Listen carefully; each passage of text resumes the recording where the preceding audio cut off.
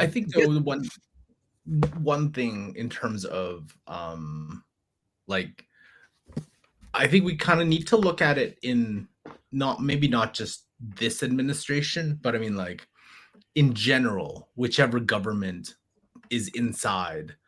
I think this is it. This is obviously a much longer term than the shelf life of this administration, the next administration, and how pervasive it goes into the actual government systems.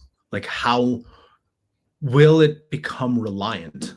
Essentially, that's my thinking. There is like, if you're starting to tie all the mind you, some of the government systems are super antiquated. It's very, very, very difficult to connect outside of using ChatGPT as like a Google or whatever.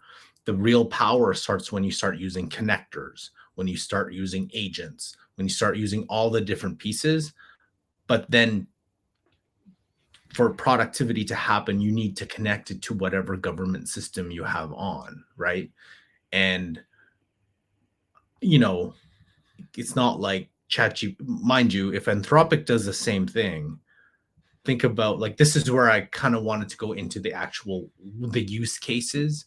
What can governments do? Because the most funniest thing is enable Claude code across the entire U.S. Postal Service, right? Thinking about that, and could it be more efficient now with Claude code having to access like I don't know. I just thought that'd be an interesting.